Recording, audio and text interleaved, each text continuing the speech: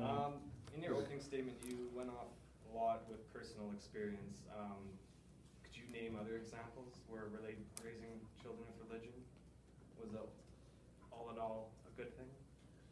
Actually, while I was preparing for this, I interviewed everyone in my house who was also raised with religion, and whether they preferred being raised or not. That's the one thing I asked them. Are you glad your parents raised you like that?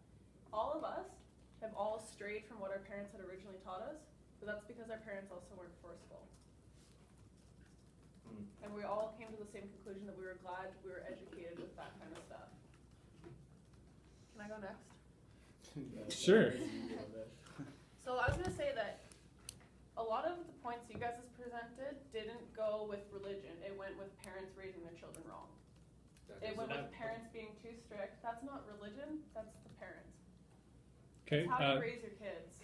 Shoga, respond. Our topic is kind of hand in hand with religion and kids, but who controls the kids? The parents do.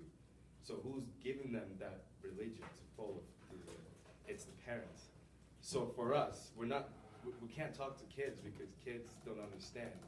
It's the parents that understand. They're the adults. So they're the ones responsible for the kids, and they're the ones responsible for bringing up the kids properly. Enforcing religious morals on them is... But not everyone forces. Shereese has her hand up next. Sorry. Not everyone enforces, but most parents do, and that's what we're arguing. Should they or should they not?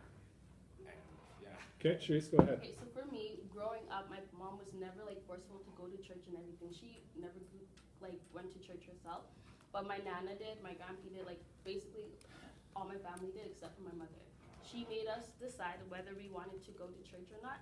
We made that decision because we wanted to learn more about the culture and all that stuff. I'm saying based on what I have learned, I have been raised in, I think that religion has some good good values as to who I am today. Okay, Matt? I'm not arguing that religion does have good values, but again, you guys are going off personal experience. Religion is a strict set of guidelines, and on a more broader scale, it is strict, and parents do enforce it quite heavily on children, and just like Shoga's example. So that's my rebuff. Okay, Libby. I think I'll go next. I think the problem is that we're all looking at it. We're looking at a broader spectrum, and they're not, which is fine.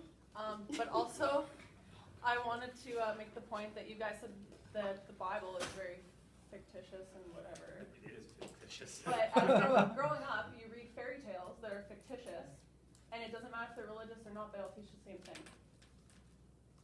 Okay, Shoga, I see your hand. I wanted to say, like, we're being very, I think we're being very general with what we're saying.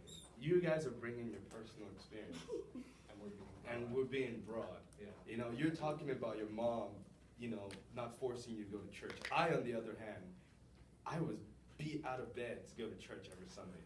I didn't have a choice whether I wanted to or not. I'm not a bad person today, thankfully, but I'm just saying, I have a lot of friends that are very ignorant and they're not very understanding to the world, outside their religion, Because I'm not a Christian, because I don't go to church. Even to today, I don't go to church as regular as I should. My mom would be pissed, rest her soul, but she would be very mad that I don't go to church. But I have a lot of friends, even when at this point, I'm a Christian, but I still don't go to church, and they still look at me weird. They think I'm gonna go to hell. That's the kind of thing that most parents have inflicted on their kids, letting them know that you have to be a certain way, or you have to be in a certain religion, and if you don't obey the laws of the religion, you're gonna go to hell and such, right? Okay, Libby, go ahead. You also made a point about how if you raise children with religion, it makes them ignorant to other children as they grow up. But I think it can go both ways, because if your parents teach you not to believe in religion, you go to school and you're like, why are these kids all believing all this fake stuff that my parents told me wasn't true? Take her down, bro. Respectful, Matt, go ahead. You set fairy tales and religious lore on the same plane, as if there's so much more weight to religious lore, and that is pounded on children, and they are expected to, no one takes Little Red Riding Hood as serious as the Bible stories, and I just don't think they belong in the same argument at all. Libby, you have 3 seconds. I don't think anyone that is religious believes that somebody got swallowed by a whale and But a came child out. might. Okay, great points, you guys. Okay. Okay, now closing 2 minutes each, the opposite of who started. So it'd be on this side, the person who did not. Are we going first then? or- You would go first, and then they would respond with their Yeah. 2 minutes each, 4 minutes That total. was Jonah and the whale. Shoga and Matt, go ahead. I don't know which one. Just one of you will Yeah. speak. Shoga, go ahead. Alright. Okay, go ahead. So Quiet. in closing, we don't believe religion is the full basis to bring up a child. As my friend has mentioned in his first argument, fear can control them. And because kids are very gullible, they're very ignorant, they don't know what's going on, it's very easy for them to hang on to every word, someone as trusting as their parents would say to them.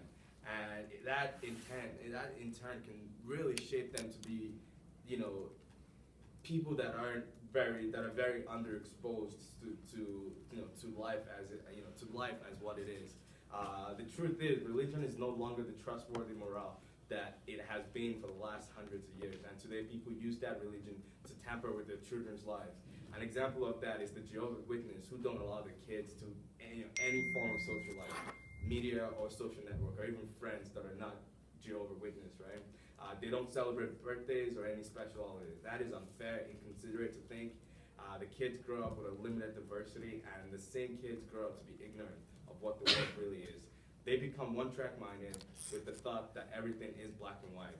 They never know to differentiate what is right from what's wrong, and what's just isn't right and wrong. Okay. Now we have 2 minutes. I guess Libby or Shereese? Yeah.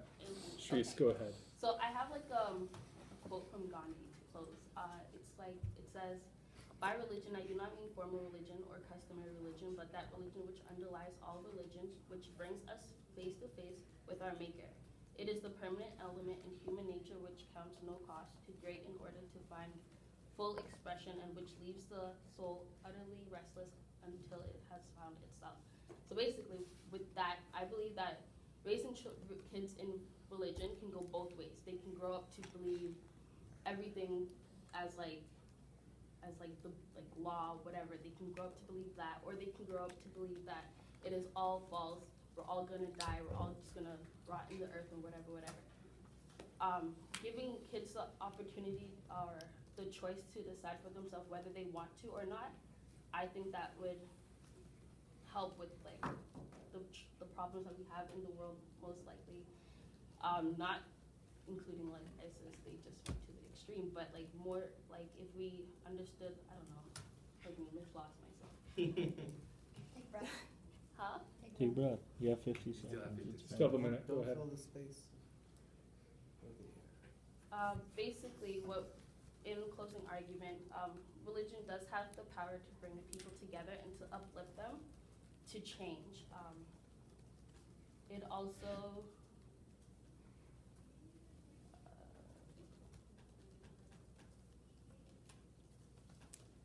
It also gives us a bit of an understanding of how the laws of attraction work, and how if we work hard towards certain things, we can get them, whether it be by prayer or whether it be by just keep positive thoughts. I don't know. Kind of messed that up, the first part. Okay.